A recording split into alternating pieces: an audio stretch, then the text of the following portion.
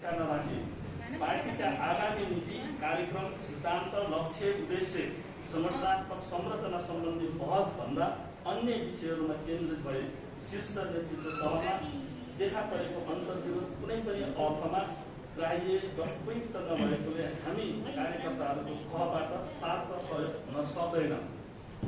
यति बेला पार्टी एकीकरणको प्रक्रियालाई पूर्णता दिई देशव्यापी संगठन विस्तार गर्दै महाधिवेशनको तयारीमा लाग्नुपर्ने बेला हो भने अर्कोतिर कोभिड-19ले स्वास्थ्य र अर्थतन्त्रमा पारेको गम्भीर नकारात्मक असरलाई न्यूनीकरण गर्ने कार्यक्रमलाई प्रमुख प्राथमिकता दिँदै कोभिड-19 रोकथाम नियन्त्रण र उपचारको प्रभावकारी प्रबन्ध मिलाउने र सबल राष्ट्रिय चरित्रको अर्थतन्त्र निर्माणको दिशामा अगाडि बढी संविधानले मार्गनिर्देशन गरे अनुसार समाजवादी अर्थतन्त्र निर्माणको गतिलाई अगाडि बढाउन आम निर्वाचनको बेलामा नागरिक समक्ष गरिएको नीति र कार्यक्रमका घोषणाहरूलाई एकताबद्ध भएर कार्यान्वयन गर्नुपर्ने ऐतिहासिक दायित्व पार्टी र सरकारसँग छ। पार्टीभित्र देखिएको सङ्कट समाधानको लागि नेतृत्व तहलाई जवाब दिन र पार्टी एकतालाई थप सुदृढ बनाउन जनताले निर्वाचन गरी पठाएका देशको सर्वोच्च प्रतिनिधि संस्थाको सदस्य भएको नाताले हामी कतै पनि विभक्त नभई एकताको पक्षमा उभिएका छौँ र हस्ताक्षर गरी प्रतिबद्धता व्यक्त गर्दछौँ। सुदृढ पार्टी एकताको निम्ति हाम्रो प्रतिबद्धता।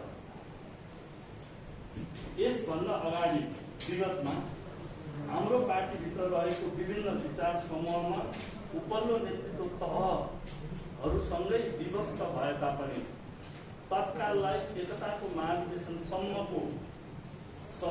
सम्म पार्टीको विधान र एकताको भावनालाई समेट्ने गरी हामी सिङ्गो देश र जनताको हितलाई केन्द्रमा राखेर राजनीतिक स्थायित्वलाई अझ सुदृढ पार्न पार्टीलाई एकताबद्ध बनाउने सामूहिक पहल कदमीमा हामी प्रतिबद्ध छौँ। पार्टीमा हुने र देखिने सबै प्रकार र रूपका अन्तर्विरोधहरूलाई पार्टीको विचार सिद्धान्तले निर्देशित गरेको पद्धति र प्रणालीमा विधि प्रक्रियाद्वारा वस्तुवादी समाधानहरू खोज्न हामी प्रतिबद्ध छौँ। पार्टीको उपल्लो नेतृत्व तहमा देखिएको ध्वंसात्मक प्रकृतिका अन्तर्विरोधहरूलाई मूर्त वा अमूर्त ढङ्गले टेलिभिजन, अनलाइन, पत्रपत्रिका, सामाजिक सञ्जाल, सडक चोकहरू आदि माध्यमबाट सार्वजनिक ढङ्गले पक्ष विपक्षमा अभिव्यक्त दिनेमा हामी सहभागी हुने छैनौँ र त्यस प्रकारका पार्टी एकता विरोधी क्रियाकलापलाई रोक्न र निस्तेज पार्न हामी सबै प्रतिबद्ध छौँ। यसमा हामी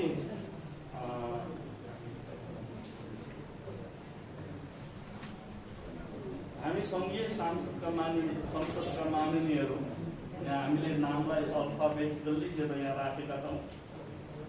माननीय अमनलाल मोदी, माननीय आशा कुमारी विक, माननीय इन्दु कुमारी शर्मा, माननीय कलिला खातुन, माननीय कल्याणी कुमारी खड्का, माननीय कृष्ण प्रसाद दाहाल, माननीय कृष्ण भक्त पोखरेल, माननीय केदार सिद्धेल, माननीय गङ्गबहादुर तामाङ, माननीय गणेश कुमार पहाडी, माननीय गोपी बहादुर अछामी, माननीय गोमा देवकोटा, माननीय गौरी शङ्कर चौधरी, माननीय घनश्याम खतिवडा, माननीय चाँद तारा कुमारी, माननीय जय कुमार राई, माननीय जीवनराम श्रेष्ठ, माननीय झपट बहादुर रावल, माननीय तीर्था गौतम, माननीय थम्माया थापा, माननीय दामोदर भण्डारी, माननीय दीपक प्रकाश भट्ट, माननीय धर्मशिला चापागाई, माननीय ध्रुव कुमार शाही, माननीय नन्दलाल रोक्का छेत्री, माननीय नरबहादुर धामी, माननीय नवराज शिवा, माननीय नारद मुनि राणा, माननीय नारायण प्रसाद खतिवडा, माननीय पदम गिरी, माननीय पार्वती कुमारी बिसन्के, माननीय पुष्पा कुमारी पर्ण कायस्थ, माननीय प्रेमाले, माननीय विजय सुब्बा, माननीय भवानी खापुङ, माननीय भूपेन्द्र थापा, माननीय भैरव बहादुर सिंह, माननीय मन कुमारी जीसी, माननीय मेघमणि चौधरी, माननीय यज्ञ बहादुर बोगटी, माननीय यज्ञराज सुनवार, माननीय रविन्द्र राज शर्मा, माननीय राज बहादुर बुढा, माननीय राजेन्द्र कुमार राई, माननीय गौतम, माननीय रामकुमारी झाँक्री, माननीय रामचन्द्र राई, माननीय लक्ष्मी कुमारी चौधरी, माननीय लालप्रसाद सामा लिम्बू, माननीय बीना पोखरेल, माननीय विशाल भट्टराई, माननीय शान्तिमाया तामाङ पाथ्रिन, माननीय श्याम कुमार श्रेष्ठ, माननीय समिना हुसेन, माननीय सरिता नेउपाने, माननीय सुदन किराँती, माननीय सुरेश कुमार राई, माननीय हेम कुमार राई, माननीय गणेश सिंह छपुन्ना,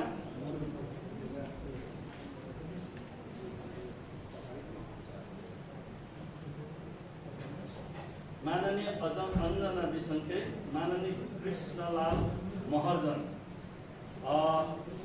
अहिले प्रत्यक्ष रूपमा सहभागी भएर हामीलाई यो अभियानमा हामी संयुक्त रूपमा सहभागी भएका नामहरू यहाँ उल्लेख गरिएको छ र थुप्रै माननीयज्यूहरू अहिले जिल्लामा अन्य कामहरूमा गएको हुनाले उहाँहरूको उपस्थित हुँदै जाँदाखेरि पत्रकार मित्रहरूले जति अपेक्षा गर्नुभएको थियो त्यो सङ्ख्यामा नामहरू हुने कुरा पनि म यहाँ जानकारी गराउँदै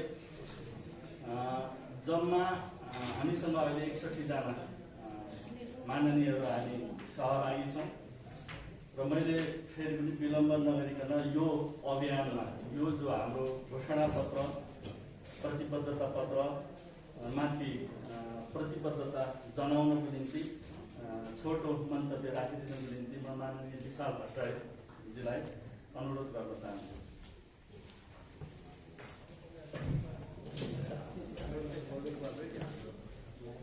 नेपाल कम्युनिस्ट पार्टीको एकतालाई अक्षुण्ण राख्ने एउटा महत्त्वपूर्ण उद्देश्यका लागि आयोजना गरिएको यो पत्रकार सम्मेलनका अध्यक्ष एवं संसदको अर्थ समितिका सभापति माननीय कृष्णप्रसाद दाहालज्यू, यस अभियानमा उपस्थित हुनुभएका सम्पूर्ण प्रतिनिधि सभा र राष्ट्रिय सभाका माननीय सदस्यज्यूहरू, सम्पूर्ण सञ्चारकर्मी साथीहरू र अन्य उपस्थित महानुभावहरू, यहाँहरू सबैलाई यो अभियानकै तर्फबाट म हार्दिक अभिवादन व्यक्त गर्न चाहन्छु र सबैलाई स्वागत पनि गर्न चाहन्छु। खास गरी भन्ने हो भने हाम्रो यो अभियानका मूलभूत उद्देश्यहरूको बारेमा हामीले हस्ताक्षर गर्ने पेपर यहाँ माननीयज्यूले पढेर पनि सुनाइसक्नु भएको छ। त्यसले धेरै कुराहरू प्रश्न गरिसकेको छ। म एक दुईवटा कुरा के प्रश्न गर्न चाहन्छु त्यो बाहेक पनि भनेदेखि हामीले इतिहासमा धेरैपल्ट ठुला आन्दोलनहरू गऱ्यौँ र त्यो आन्दोलनका उपलब्धिको रूपमा हामीले 72 सालमा संविधान जारी गऱ्यौँ र यो संविधान जारी गरिसकेपछि हामीले 62-63 को जनआन्दोलन, त्यसभन्दा अगाडिका आन्दोलनहरू, जनयुद्ध, मधेस आन्दोलन र सबै खाले पेशागत सामुदायिक आन्दोलनका उपलब्धिहरूलाई हामीले संविधानमा संस्थागत गऱ्यौँ। संविधानको संस्थागत सँगसँगै मुलुकको स्थायित्वको पक्षमा आम जनताले चासो र सरोकार राख्नुभयो। स्थायित्व बेगर विकास र समृद्धि सम्भव छैन भन्ने आम जनताको अनुभूतिलाई आत्मसात गर्दै 74 सालको निर्वाचनबाट नेपाल कम्युनिस्ट पार्टीलाई जनताले बहुमत दिनुभयो र स्थायित्वको अभिमत पनि व्यक्त गर्नुभयो। तर सधैँ अस्थिरता, सधैँ संक्रमण र सधैँभरि कुर्सीको गोलचक्करमा नेपाली राजनीति घुमिरहेको परिवेशमा पहिलोपल्ट हामीले प्राप्त गरेको त्यो बहुमतलाई हामीले कतै टिकाउन नसक्ने हो कि कतै फेरि पनि यसमाथि प्रश्न उठ्ने हो कि र नेपाली जनताको त्यो भावनामाथि कुठाराघात हुने हो कि भन्ने अहिले प्रश्न उठिरहेका बेला अनेक खालका पत्रकार भेटघाटहरूका पनि हामीले कुरा सुन्यौँ।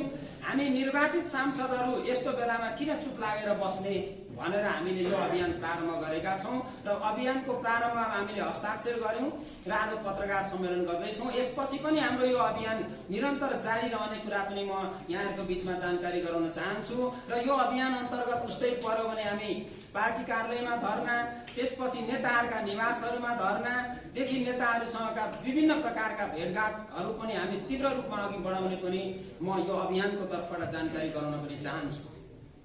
हामीले यस बेला कोभिड-19ले उत्पन्न गरेको एउटा ठुलो सङ्कटको सामना गरिरहेका छौँ। विश्वले नै सामना गरिरहेको यो सङ्कट नेपालमा पनि पछिल्ला दिनमा अलि भयावह रूपमा प्रस्तुत भइरहेको हामीले देखिरहेका छौँ। हिजो अस्ति हाम्रा बिरामीहरूको सङ्ख्या पनि कम थियो, सङ्क्रमितहरूको सङ्ख्या पनि लक्षण कम देखिन्थ्यो भने अहिले सङ्क्रमितहरूको सङ्ख्या पनि बढोत्तरी भएको छ, लक्षण पनि त्यत्तिकै मात्रामा देखिएको छ, बिरामीहरूको सङ्ख्या बढ्दो छ र हाम्रो स्रोत साधन जति उपलब्ध छ त्यसले नधान्ने हो कि भन्ने अवस्था पनि उत्पन्न भइरहेको छ। यस्तो बेलामा सिङ्गो राष्ट्र एक ढिक्का भएर यो प्रकृतिले भनौँ वा अहिले हामीले सामना गरिरहेको जुन कोभिड-19 को समस्या छ त्यसको सामना गरेर मुलुकका जनताको जीवधनको सुरक्षा गर्नुपर्ने बेलामा हामीले यो झगडा गरेर एक किसिमले जुन गाई जात्रा देखाइरहेका छौँ यो आफैमा एउटा चाहिँ अनुचित छ भन्ने म आग्रह गर्न चाहन्छु। यस बेला मुलुकमा एकातिर बर्खाको कारणले बाढी पहिरो आइरहेको छ, थुप्रै जनधनको क्षति भइरहेको छ, त्यतातिर हामीले उद्धार र राहतमा पनि खट्नुपर्ने अवस्था छ भने कोभिड-19 ले उत्सर्जन गरेको बहुआयामिक जुन सङ्कट छ त्यो सङ्कटलाई हामीले समाधान गर्नु पनि छ। त्यसकारण यस्तो बेलामा चाहिँ हामीले विदेशबाट आएका ठुलो सङ्ख्यामा रोजगारी गुमाएर फर्केका नेपालीहरूलाई रोजगारी दिनुपर्ने अवस्था छ।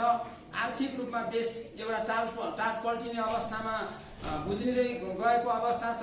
त्यस्तो अवस्थामा चाहिँ हामी नेताहरूको एक किसिमको सत्ताको झगडा, पदको झगडा वास्तवमा देख्दाखेरि त्यति सुहाउँदिलो विषय बनिरहेको छैन।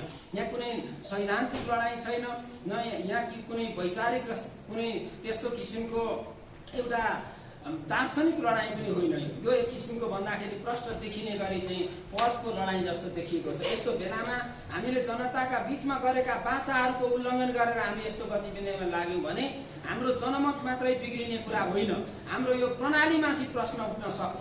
हामीले उपलब्धि गरेका गणतन्त्र, धर्मनिरपेक्षता, समावेशिता, लोकतन्त्र यस्ता जुन उपलब्धिहरू छन् ती उपलब्धिहरूमाथि प्रश्न उठ्ने खतरा छ। त्यसो भएको हुनाले हामी यो फोरमबाट नेताहरूलाई आग्रह गर्न चाहन्छौँ, तपाईँहरूका सबै आग्रहहरूलाई अहिले मुलुकको बृहत्तर हितको अधीनस्थ राख्नुपर्छ। कसैका व्यक्तिगत चाहनाहरू, कसैका महत्वाकांक्षाहरू, कसैको पदप्रतिको हतारोहरू वास्तवमा त्यो मुलुकको अधीनस्थ हुनुपर्छ। त्यो कहिले मुलुकको हित र जनताको हितभन्दा माथि हुन सक्दैनन्। त्यसो भएको हुनाले नेताहरूलाई ती आफ्ना आकांक्षाहरूलाई छोडेर बृहत्तर मुलुकको हितमा लाग्नका लागि हामी आग्रह गर्न चाहन्छौँ र उहाँहरूका प्रवृत्तिहरू अझ यसरी गइरहे सधैँ अस्थिरता, सधैँ हामी कुर्सीको गोलचक्करमा फसिरह्यौँ भने राष्ट्रको हित सम्भव छैन। त्यसो भएको हुनाले उहाँहरूलाई हामी यो मञ्चबाट आग्रह गर्न चाहन्छौँ, उहाँहरूले यी सब छोडेर मुलुकको स्थायित्वमा अगाडि बढ्नुहुनेछ, समृद्धिमा अगाडि बढ्नुहुनेछ यो आशा पनि गर्न चाहन्छौँ र हामीले आर्जन गरेका उपलब्धिहरूको संस्थागत गर्न सम्पूर्ण मिडियाहरूको तर्फबाट पनि हामी तपाईँहरू सबैलाई, हामी निर्वाचित जनप्रतिनिधिहरूलाई साथ र सहयोग गर्न पनि हामी आशा गर्न चाहन्छौँ र म यति भन्दै आफ्नो भनाइ टुङ्ग्याउँछु। धन्यवाद। यस पछाडि पहिला हामी थोरै प्रतिनिधिमूलक माननीयज्यूहरूबाट प्रतिबद्धता मन्तव्य पछाडि हामी गौरव गर्दछौँ। त्यसै गरी गणेश कुमार पहाडीले छोटोमा आफ्नो प्रतिबद्धता मन्तव्य राख्न चाहन्छु।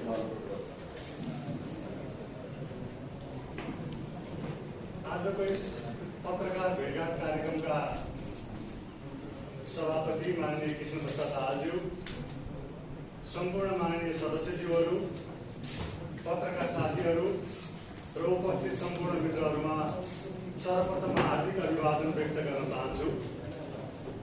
सञ्चालक मित्रले अघि नै भनिसक्नु भएको छ, यो कार्यक्रमको उद्देश्यमाथि प्रकाश पारिसक्नु भएको छ र स्वागत गर्ने क्रममा माननीय रामकुमारी झाँकीले पनि धेरै विषयवस्तुहरू प्रश्न पारिसक्नु भएको छ। त्यसो भएको हुनाले धेरै कुरा नराखिकन सञ्चालक मित्रले भने जस्तो यसमा आफ्नो प्रतिबद्धता जनाउने क्रममा म केही कुराहरू छोटकरीमा राख्न गइरहेको छु।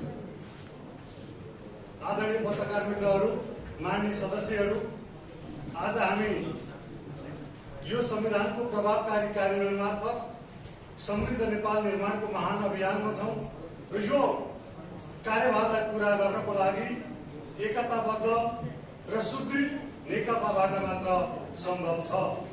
तर आजका दिनमा नेपाली जनताहरूले जुन इच्छा, जुन आकांक्षाका साथ यो नेकपालाई आफ्नो अमूल्य मत दिएर विजय गराउनु भएको थियो र आज पार्टीभित्र देखिएका केही अन्तर्विरोधका कारणले गर्दाखेरि पार्टी कतै फुट र विभाजनमा त पुग्दैन भन्ने कुराले गर्दा आज आम जनता, कार्यकर्ता, समर्थक र शुभेच्छुकहरूमा अहिले एक खालको निराशा छाएको छ र हामीसँग संसदमा प्रतिनिधित्व गर्ने हामी माननीय सदस्यहरूले यो घडीमा पार्टीलाई एकताबद्ध बनाएर अगाडि लाने र हाम्रो एकता अझ सुदृढ एकता अझ दह्रो एकतामा परिणत गर्नको लागि हामीले हाम्रो भूमिका निर्वाह गर्नुपर्छ भन्ने मान्यताका आधारमा हामीले सल्लाह गर्यौं र पार्टीका सचिवालयका सदस्य, संघीय संसदमा प्रतिनिधित्व गर्नुहुने पार्टी सचिवालय सदस्य, स्थायी कमिटी र मन्त्रीहरू बाहेक यो संसदमा प्रतिनिधित्व गर्ने संघीय संसदका मान्य सदस्यहरूको तर्फबाट एउटा भूमिका हामीले खेलौँ भनेर आज यो अभियान हामीले सञ्चालन गरिरहेका छौँ र यसमा हामीले यो किता नभनिकन पार्टीलाई एकताबद्ध तरिकाले अगाडि बढाउन र पार्टीभित्र देखिएका अहिले देखिएका समस्याहरूलाई नेतृत्वहरू एक ठाउँमा बसेर चाँडोभन्दा चाँडो यो समस्यालाई एउटा विधि, प्रक्रिया, पद्धति र प्रणालीभित्र ल्याएर यो समस्याको समाधान गर्नुपर्छ भनेर आज हामीले कुराहरू उठाइरहेका छौँ र हामीले अहिले यो समस्या कसरी समाधान गर्नुपर्छ भनेर हामीले समाधान दिइरहेका छैनौँ। हामीले आशा गरेका छौँ नेताहरूबाटै यो समस्याको समाधान गर्नुपर्छ र चाँडै यसको चाहिँ एउटा निष्कर्षमा पुग्नुपर्छ भन्ने हाम्रो अहिले भनाइ छ र यदि नेतृत्वगणले उचित समस्याको समाधान दिन सकेन र समस्या यथावतै रह्यो भने दोस्रो चरणमा हामीले समस्याको समाधान सहित हस्तक्षेपकारी भूमिका पनि निर्वाह गर्नुपर्ने हुन सक्छ। त्यो अवस्था नआओस् र हामी आशा गरौँ नेतृत्वगणले हामीभित्र देखिएका यी समस्याहरूलाई चाहिँ एउटा निश्चित प्रक्रिया र पद्धतिबाट समाधान गर्नुहुनेछ भन्ने हामीले आशा एवं अपेक्षा लिएका छौँ। आज तल कार्यकर्ताहरूको बिचमा एक खालको निराशा छाएको छ र हाम्रो यो अभियानले पनि छाएको निराशालाई चाहिँ एउटा पुनर्ऊर्जा प्राप्त गर्नेछ र कार्यकर्ताहरूमा तल पनि जुन एक खालको विभक्त हुने काम, पक्ष र विपक्षहरूमा नारा जुलुसहरू गर्ने कामहरू भएका छन् ती कामहरूलाई पनि रोक्नको लागि यसले एउटा भूमिका निर्वाह गर्नेछ र हामी पनि यस्ता कामहरूमा लागु छैनौँ भने हाम्रो एउटा आचार संहितामा बनेको छ र यो आचार संहितालाई दृढताका साथ पालना गर्दै पार्टीलाई एकताबद्ध तरिकाले अगाडि बढाउन र पार्टीभित्र देखिएका समस्याहरूलाई समाधान गर्न आगामी दिनमा पनि लाग्ने प्रतिबद्धताका साथ आजको यस कार्यक्रममा पाल्नु भएका सम्पूर्ण पत्रकार मित्रहरूलाई पनि म हार्दिक अभिवादन व्यक्त गर्दै यहाँहरूले तथ्यका आधारमा सत्य समाचारहरू चाहिँ सम्प्रेषण गरिरहनु भएको छ र आगामी दिनमा यो नेपाल कम्युनिस्ट पार्टीलाई एकताबद्ध बनाएर अगाडि लाने सन्दर्भमा यहाँको भूमिका अमूल्य रहनेछ भन्ने आशा एवं विश्वासका साथ म आफ्नो प्रतिबद्धता सहित आफ्नो भनाइ अन्त्य गर्छु। धन्यवाद। धन्यवाद सम्मानजीलाई।